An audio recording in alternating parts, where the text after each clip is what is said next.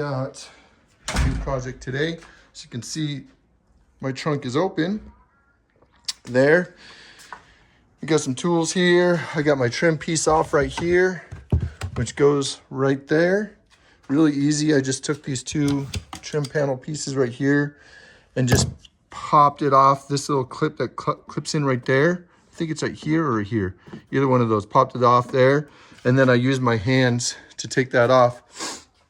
And the reason why I am doing this job, as you can see, I got this hose out right here, is because I've been having the notorious rear wiper, or not rear wiper, but yeah, rear wiper, little drizzle that goes down the windshield there. And you know, I wouldn't really care about this little drizzle right here if I didn't have my water meth injection system hooked up to the you know, the windshield washer fluid tank and everything. When I put the boost juice in the windshield washer fluid tank, and then I get the little drizzle that comes out the little hole right here, which is a kind of a pretty cool design. I don't know if you guys ever noticed that, but the rear wiper nozzle spray is right there, and it's incorporated into the third brake light on the rear. But anyways, if I didn't have my water meth injection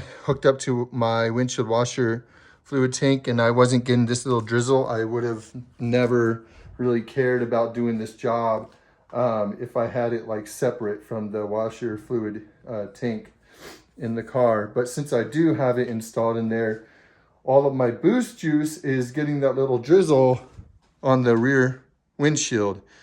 And because boost juice is a lot more expensive than just like windshield washer fluid, I'm losing a lot of money just from that drizzling out. So I decided to research this online, and there's been a few people from the Mark 6 generation, probably earlier too, but the post that I saw in the forums was the Mark 6 generation, and the guy showed how to remedy this issue. So let me show you what I did and what I purchased in order to fix this issue. All right, so getting back up in here, before I show you the little piece and what I did, I showed you that I removed this trim, and that accesses this hose right here. And this hose has a little connector that goes and connects inside up in there. All you do is pull this hose out, and then this little black piece right here, it's connected in there like that. I believe it's like that, or maybe like that, or like that. I think it's like that. Anyways, whatever way it is, all you do is pull this little black piece out, making sure that you do not lose the little black piece. And let me do this off camera here and I'll show you. Okay, off camera, I slid that little piece out. So you slide that out, and then this whole piece will disconnect from the windshield washer fluid that's connected to the third brake light up there. That way you don't have to take anything on the exterior of the car. You don't have to take the spoiler off or anything. You just access it from the inside. So you want to remove this, and then you want to pull back all this tape right here. And I want to show you what I use for that. This right here, it's a sewing knife for, like, you know, sewing and threading and stuff like that. This, if you guys don't have one of these, get yourself one of these on Amazon. I got this whole pack right here, which comes with a whole bunch of stuff, and it was like hardly anything. It was only like maybe $5 to $10, if that, on Amazon. Anyways, if you use one of these and you just slide it, it cuts through that stuff so easy, instead of using a razor, which is really annoying because you could cut this right here. I mean, I guess you could cut this either way if you're not careful, but as long as you're careful, this piece right here will be so much more handy, so much more handy. It's very, very, very sharp, and you want to use that. It's also a lot easier than trying to find this Tessa tape where it starts and then unwinding it. It's just a hassle. So get yourself one of those. And then what you want to do from here is, I'm going to pull this back a little bit more, and then I'm going to cut this. I'm going to cut this hose, which is the factory hose, Also, it's good to inspect like your area around here. If you have any, signs of water leakage or anything like that, go ahead and address that. So if you had like a water leak right here or coming down right here or whatever, pull this sucker out. There's a ton of space on it. This is about as much as it pulls out. And then find where that leak is and repair it. That's all you got to do.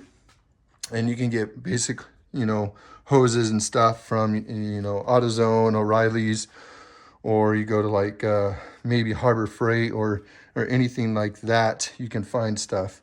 But what I'm going to do, I don't have any leaks or anything like that. And so, but the only thing that's leaking is the little point on the outside. And it's just basically because the water just keeps seeping through and it's not stopping. So this is what you're going to have to do to address that. So I'm going to pull this back a little bit more. I'm going to cut this hose. And then I have a little, let me show you where it's at. This right here, this little piece, you can see right there, there's a little piece inside there. I'll give you the part number. It's 61-68-229-249-B0E. That is the part number. And it's basically a check valve so that the water stops when it's supposed to. It doesn't leak. So that little valve, I'll open it up here and show you what the valve looks like. It's tiny, but you basically install it. So you cut that hose and you install the valve on one end, and then you install the valve on the other end. And I think on the Mark 7s, you can just zip tie those ends and call it a day. On the Mark 6s, I think you have to, I think the diameter of this hose, the factory hose, is a little bit bigger maybe. And so you have to purchase some like little tubing to connect those pieces together and then zip tie them either way you want to use it. So that's how I'm going to do it. So I'm going to do that now.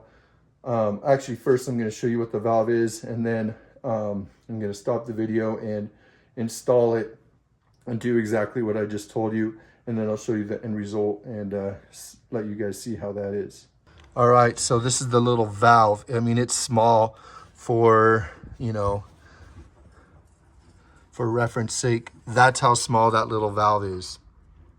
All right, and this is just a trim piece tool. So it's a little valve, and it's a check valve with that part number that I showed you. So I'm going to install this on that tubing from the factory, and then I'll zip tie it together, and then I'll show you. And also one thing, you want to make sure that you're installing the valve the correct way. There is a flow design that's forward and backwards, so make sure that you install that the correct way. So I'll install that right now and show you the end result here in a bit. All right, I got the check valve installed with the zip ties on it. And as you can see up there, you see that little arrow pointing that way. That's the way that you want to have the flow going.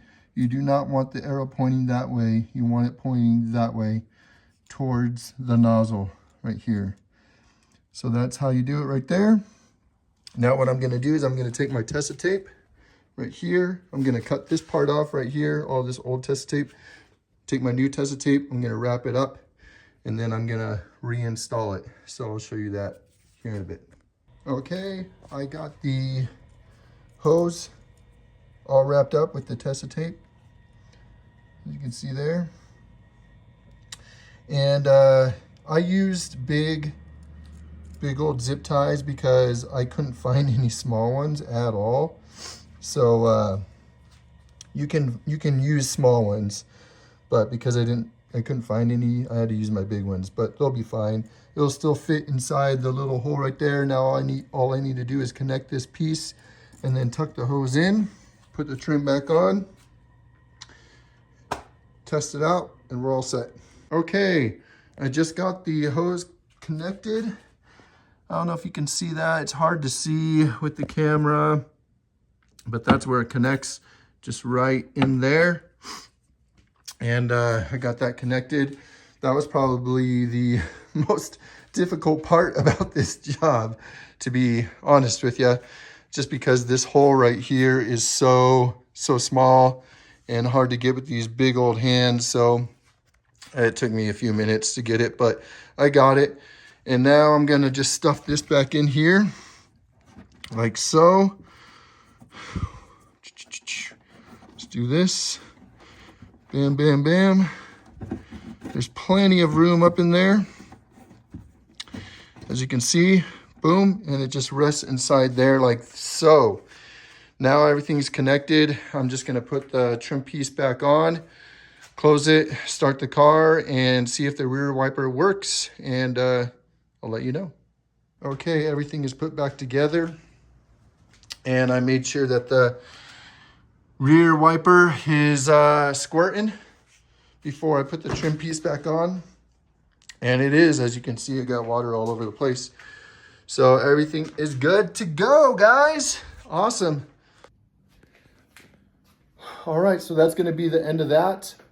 So if any of you guys have a leaking rear wiper nozzle that goes onto your back windshield and it's leaking, go ahead and order that part. I believe it's like a mini part, a BMW or you know, I call it BMW because it's made by BMW, but it's a mini part.